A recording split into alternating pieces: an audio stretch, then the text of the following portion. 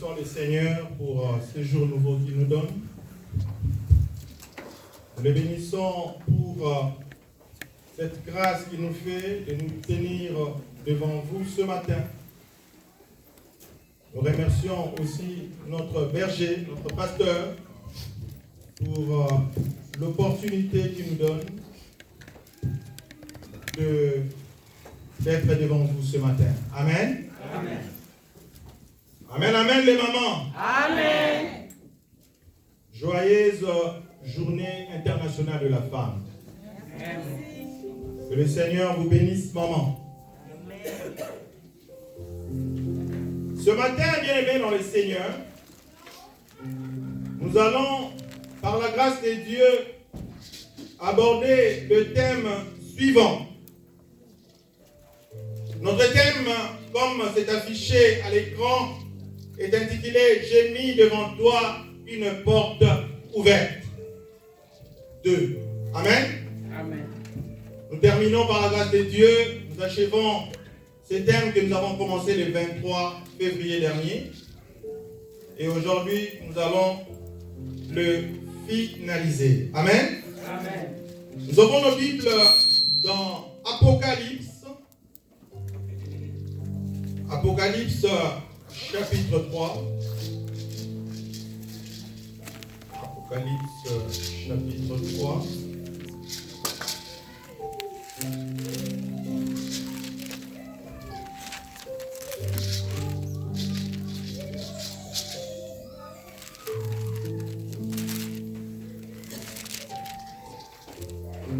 Nous sommes dans Apocalypse chapitre 3 à partir du verset 7e jusqu'au verset 13e. Nous lisons au nom de Jésus. Écrit à l'ange de l'église de Philadelphie. Voici ce que dit le Saint, le véritable. C'est lui qui a la clé de David. C'est lui qui ouvre et personne ne fermera. C'est lui qui ferme et personne n'ouvrira. Je connais tes œuvres, verset 8. Voici parce que tu as peu de puissance et que tu as gardé ma parole et que tu n'as pas renié mon nom. J'ai mis devant toi une porte ouverte que personne ne peut fermer. Alléluia. Amen. Bien-aimé, dis à ton voisin, j'ai mis devant toi une porte ouverte que personne ne peut fermer. J'ai mis devant toi une porte ouverte que personne ne peut fermer. Verset 9, voici, je te donne de ceux de la synagogue de Satan qui se disent juifs et ne le sont pas, mais qui mentent. Voici, je les ferai venir se prosterner à tes pieds et connaître que je t'ai aimé. Verset 10. Parce que tu as gardé la parole et la persévérance en moi, je te garderai aussi à l'heure de la tentation qui va venir sur le monde entier pour éprouver les habitants de la terre. Je viens bientôt. Retiens ce que tu as afin que personne ne prenne ta couronne. C'est lui qui vaincra. Je ferai de lui une couronne, une colonne dans le temple de mon Dieu et il n'en sortira plus. J'écrirai sur lui le nom de mon Dieu et le nom de la ville de mon Dieu, de la nouvelle Jérusalem qui descend du ciel d'auprès de mon Dieu et mon nom nouveau. Verset 13. Que celui qui a des oreilles entende ce que l'Esprit dit aux églises. Père éternel, je te bénis, je te loue une fois de plus, Seigneur, pour ces jours que tu nous donnes, Seigneur, ce dimanche 8 mars 2020, Seigneur Dieu de gloire. Donne que, Seigneur Dieu de gloire, nous puissions donner ta parole ce matin. Remplis-nous, Seigneur, de ton esprit et de puissance. Dans le nom puissant de Jésus. Amen. Amen. Amen, bien-aimé dans le Seigneur. Amen. Bien-aimé, je voudrais que tu donnes un bon shalom à ton voisin. Dis shalom, shalom, shalom. Shalom, shalom, shalom. Shalom, bien-aimé dans le Seigneur. Je vous avais dit une fois, shalom, ça signifie que la paix soit avec toi. Shalom, ça signifie que tout soit en ordre dans ta vie. Amen. Shalom, ça signifie prospère. Au nom de Jésus. Alléluia. Amen. Bien aimé, quand nous disons shalom, c'est un très bon souhait. Amen. Je sais que nous tous qui sommes là ce matin, nous souhaitons de bonnes choses pour nos prochains. Alléluia. Amen. En tout cas, moi, je souhaite les bonnes choses. Amen. Je ne souhaite pas les mauvaises choses aux gens. Ce n'est pas mon genre. Amen, amen. Et même nous étions dans Apocalypse 3, 7 à 13. Laissez-moi vous donner les objectifs du message comme il en est de coutume dans notre assemblée, bien-aimés. Évidemment, ces objectifs ont été évoqués la fois passée, mais je le répète. Objectif du message. J'avais dit la fois passée que l'objectif de ce message d'aujourd'hui, j'ai mis devant toi une porte ouverte, est un objectif double. Nous avons un double objectif. Premièrement, exhorter les chrétiens à garder et à pratiquer la parole de Dieu durant toute leur vie. Amen. Amen.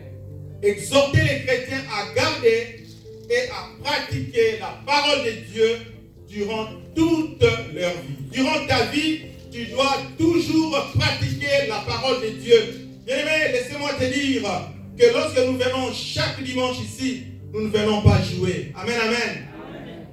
Nous ne venons pas passer notre temps. Amen. Mais nous venons adorer notre Dieu. Amen. Nous venons louer notre Dieu. Parce que lui mérite la louange. Il mérite l'adoration. Et lorsque nous le faisons en retour, bien-aimés, ce Dieu-là nous bénit. Ce Dieu-là nous fait du bien. Dernièrement, il y a une grande star, comme on dit, du sport qui est décédé dans ce pays. Et fort curieusement, il est décédé un dimanche. Après, j'ai réfléchi. J'ai dit, mais s'il était parti à l'église, peut-être qu'il n'allait pas mourir. Alléluia. En plein dimanche, lui, il était dans l'hélicoptère pour aller passer son temps, je ne sais où. Je ne le condamne pas. Mais bien dans le Seigneur, vous qui venez en ces lieux, vous recevez au centuple dans ces siècles-ci. Amen. Je vous dis la vérité. Amen. Hier, je ne sais pas, avant-hier, je crois, alors que je voulais aller quelque part, comme je le fais toujours, j'ai pris dans la voiture. J'ai dit, Seigneur, accompagne-moi. Loin de moi tout incident d'accident, au nom de Jésus. Amen. J'ai prié comme ça et je roulais. Arrivé au feu rouge, j'ai entendu une voix qui me disait, il fallait que tu pries. Alléluia. Il ne faut jamais oublier de prier. La Bible dit, priez sans cesse. Alléluia. Priez sans cesse. Et celui qui t'a dit ça, c'est celui qui t'a créé. C'est celui qui a créé la terre et les cieux. C'est celui qui a créé le monde visible et invisible. C'est celui qui voit les choses que toi tu ne vois pas. Il t'a dit, prie sans cesse. Dieu a mis ses principes. Il y a des choses qui ne peuvent aller que par ta prière. Dieu peut le faire, mais Dieu te laisse la possibilité d'influencer ton environnement. Amen. Alléluia. Je bénis le Seigneur de voir Papa Rodrigue ce matin. Alors que je pensais qu'il allait être, qu'il n'avait pas être là. Je l'ai vu, j'ai dit, mais c'est toi ou ton sosie? Il m'a dit, c'est mon sosie. Moi j'ai dit, gloire au Seigneur. Alors que je le croyais très loin d'ici, à Illinois, je l'ai vu et j'étais très content. Que Dieu te bénisse, papa. Et que Dieu te bénisse, papa Mouteba aussi, je pense qu'il était de la partie. Que Dieu vous bénisse, bien-aimés. Vous mettez votre Dieu en première position. Et Dieu va vous payer au centuple. Ces dieux-là ne mangent jamais. Amen. Et ne reste pas avec la dette de quelqu'un.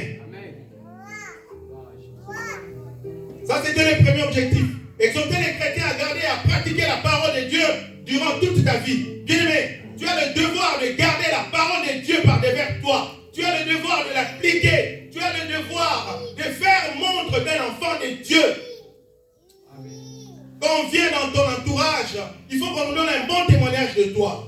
Deuxième objectif, exhorter les chrétiens à ne jamais renier le nom de Jésus-Christ. À ne jamais renier. Je reviens sur l'explication que je vais donner du mot renier. Il veut dire, c'est retirer d'une communion avec quelqu'un.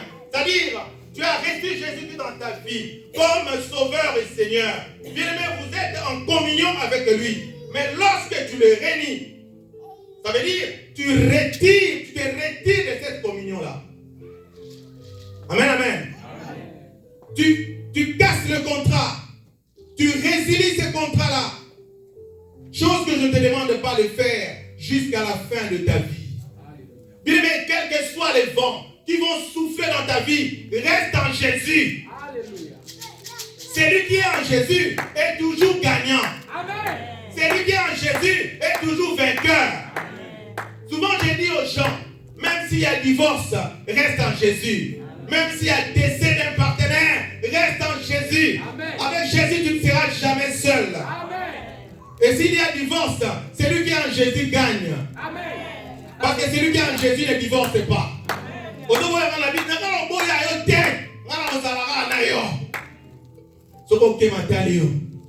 On a des chances.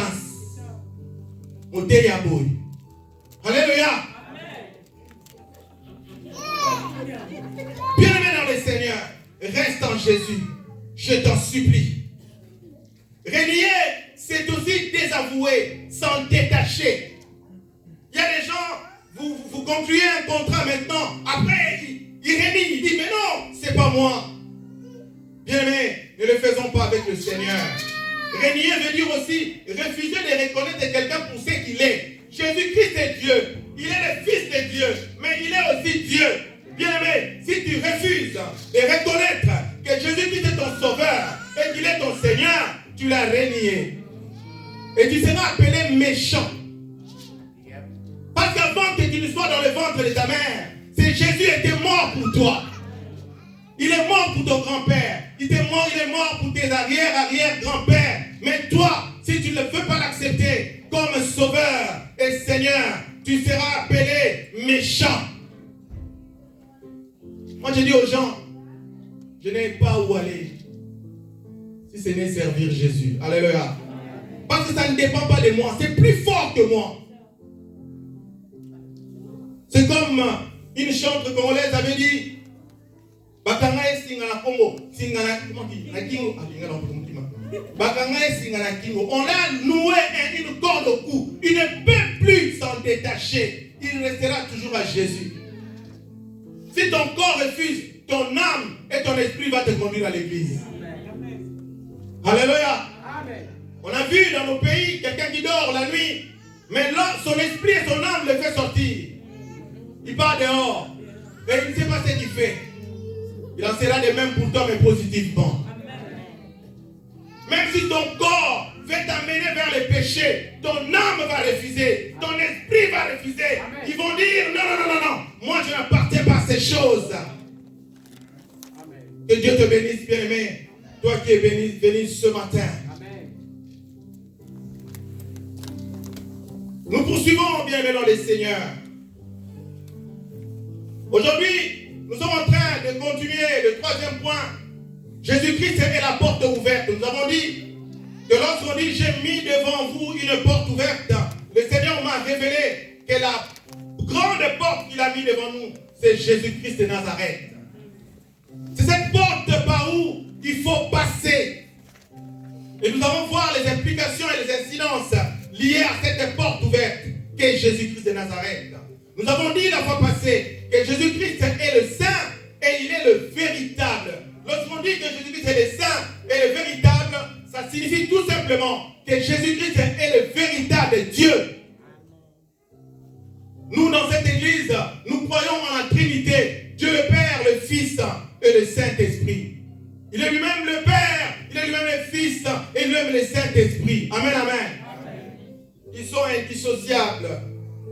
Jean chapitre 4, verset 6 à 7. La Bible dit, Jésus lui dit, je suis le chemin, la vérité et la vie. Nul ne vient au Père que par moi. Si vous me connaissiez, vous connaîtrez aussi mon Père. Et dès maintenant, vous les connaissez et vous l'avez vu. Écoutez bien la phraseologie. Écoutez les temps qui sont employés dans ces versets. Jésus dit, je suis le chemin.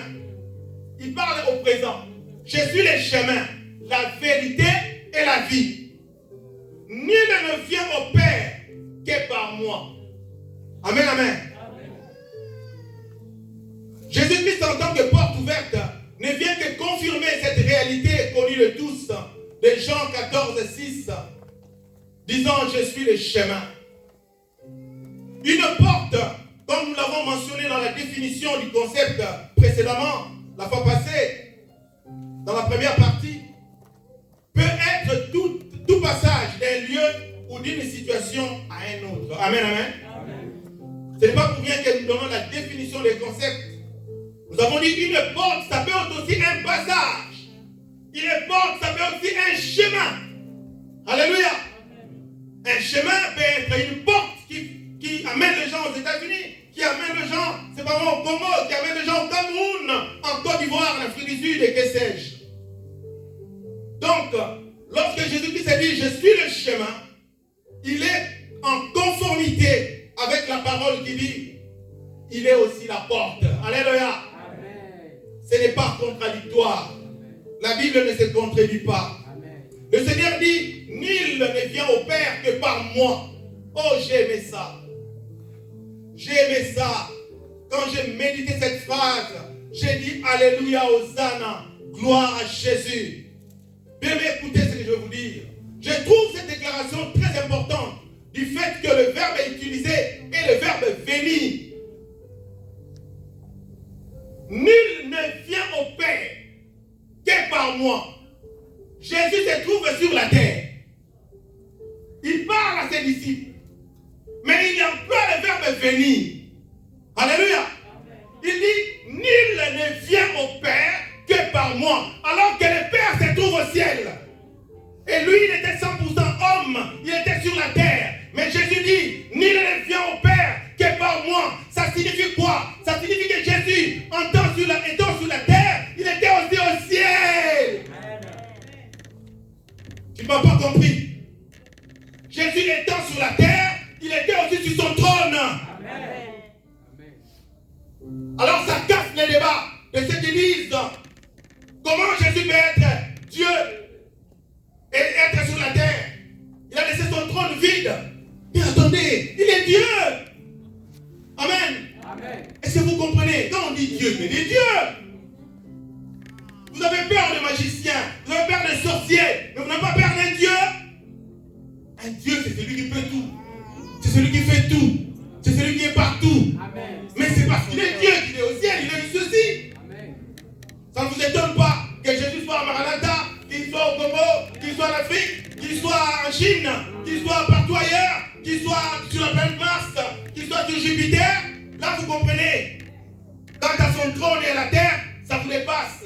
Du reste, bien aimé dans les seigneurs, ce n'est pas avec l'intelligence humaine qu'on comprend ces choses.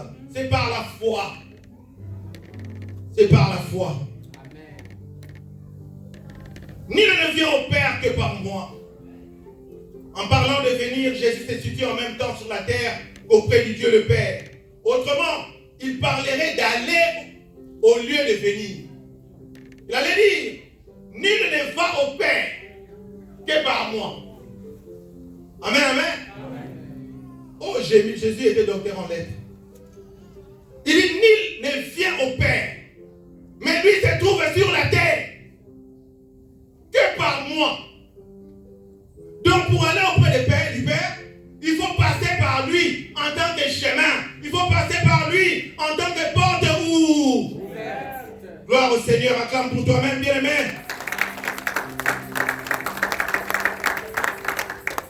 Ceci confirme que Jésus et Dieu le Père sont réellement un. Jean 14, verset 1er. Que votre cœur ne se trouble point. Croyez en Dieu et croyez en moi.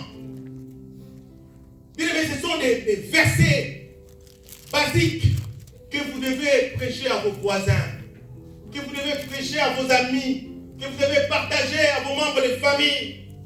Parce qu'il y a beaucoup de gens qui ne comprennent pas ces réalités. Que votre cœur ne se trouble point. Croyez en Dieu et croyez en moi. Nous croyons en Dieu, mais nous croyons aussi en Jésus. Alléluia. Jean chapitre 10. Jean 10, nous sommes au verset 1er et 2. Et bien dit, en vérité, je vous l'ai dit, c'est lui qui n'entre pas par la porte dans la bergerie, mais qui y monte par ailleurs, est un voleur et un brigand. Bien aimé, tu ne passes pas par la porte qu'est Jésus-Christ, tu seras appelé voleur. Tu seras appelé brigand.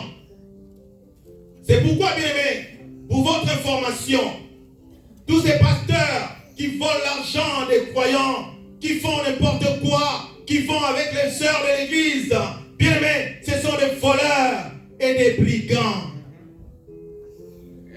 Parce qu'ils ne sont pas passés par la porte de la bergerie. Amen. La bergerie est clôturée. Il y a une porte par où il faut passer. Mais eux ne passent pas par là. Ils passent par ailleurs. Ils passent par la fenêtre. Ils passent c'est pas par où? Par la clôture. Ils passent par-ci et par-là. Ce sont simplement des voleurs et des brigands. Bien, mais méfiez-vous des voleurs et des brigands. Les faux pasteurs, ça ne commence pas aujourd'hui.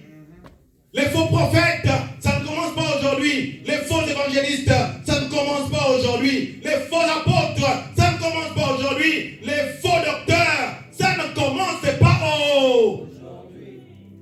Jésus lui-même, on lui avait dit, comment reconnaîtrons-nous des faux pasteurs? Quand on dit pasteur, entendez tous ces gens-là. Amen. Amen. On avait posé cette question à Jésus. Ça veut dire qu'il y en a. Alors faites attention, mes amis. Mais vous qui êtes enseignants, Maranatha, je suis sûr de vous, parce que vous êtes dans l'université céleste. Alléluia. Amen. Vous connaîtrez la vérité, et la vérité vous affranchira. Mais, en vérité, je vous l'ai dit, c'est lui qui n'entre pas par la porte dans la bergerie, mais qui y monte par ailleurs, est un voleur et un brigand. Mais ne sois pas un voleur, ne sois pas un brigand, mais sois bien-aimé un enfant de Dieu qui passe par la porte que Jésus-Christ de Nazareth. Cette porte-là qui donne la paix, cette porte-là qui donne la joie, cette porte-là qui donne l'amour, cette porte qui donne, c'est pas moi quoi, bien-aimé. Si vous entrez par cette porte, vous n'êtes plus sur terre. Vous êtes physiquement sur terre, mais vous êtes à la droite du Père. Bien-aimé, j'ai dit que tu es à la droite du Père.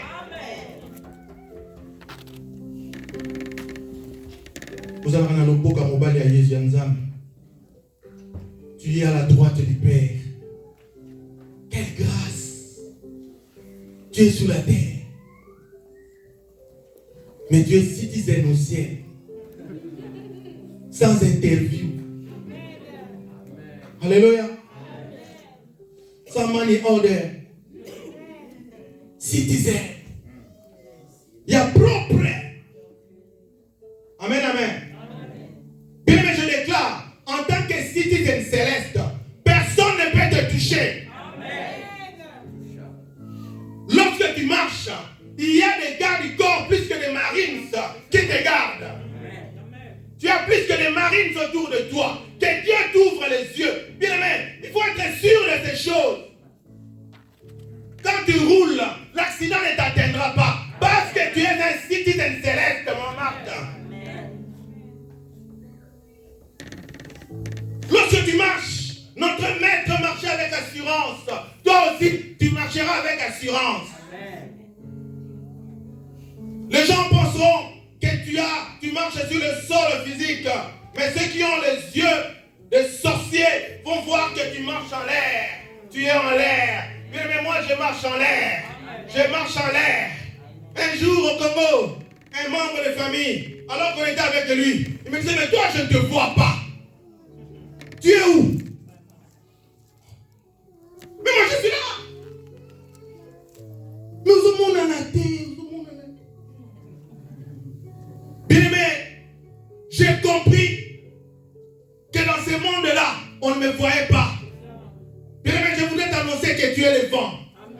Tu es comme le vent. Qui a déjà vu le vent? Chrétien qui me suit, tu es le vent. Personne ne peut te voir. Personne ne peut t'attraper. S'il a un mauvais destin contre toi, tu viens avec un mauvais destin, tu ne me verras pas. J'avais beaucoup ri dernièrement. Alors que on était en train J'ai diminué le personnel là où je travaille. Les gens croyaient qu'on allait me diminuer aussi. Mais ils ne me connaissaient pas.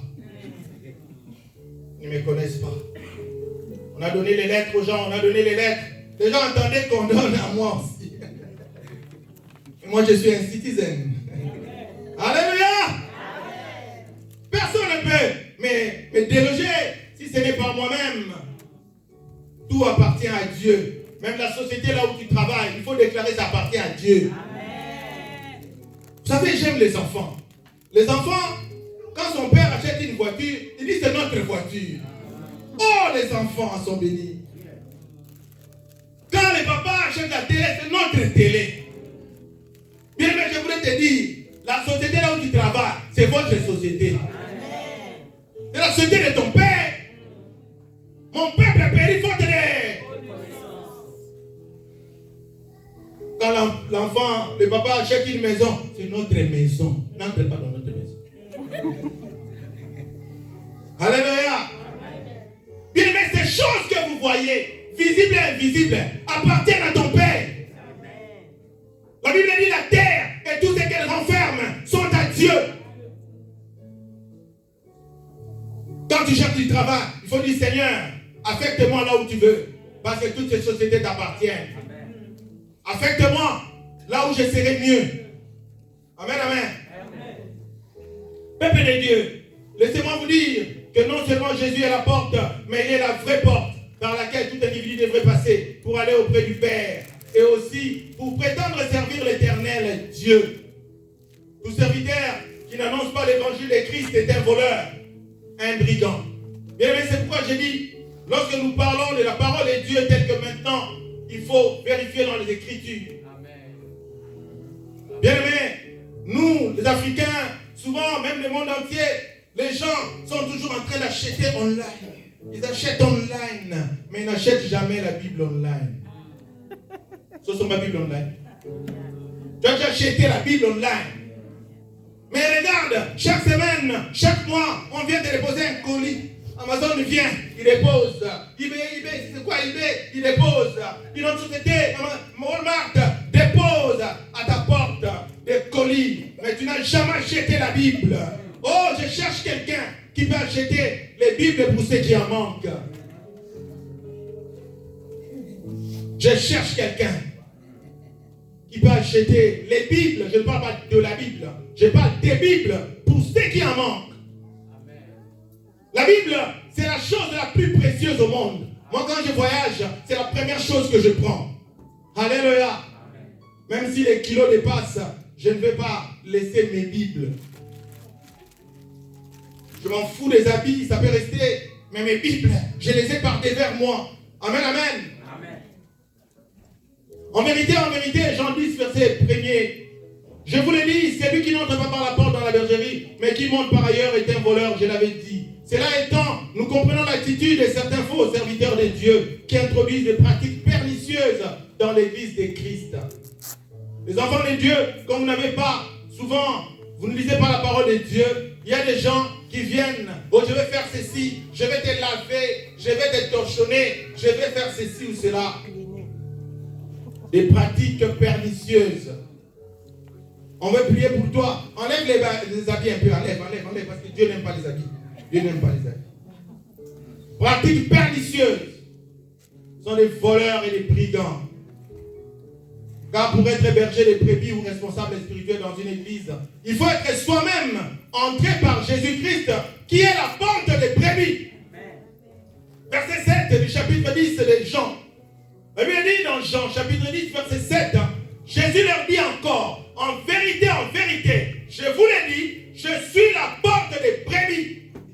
Les brebis, c'est toi et moi. Les brebis, ce sont des chrétiens. Bien-aimés, n'entrez pas par d'autres portes.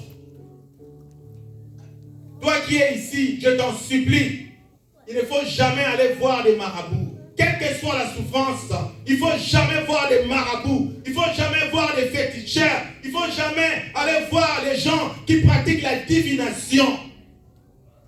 Ce n'est pas ta porte. Si tu souffres, souffre avec Jésus. Alléluia. Jésus aime les gens qui souffrent avec lui. Amen.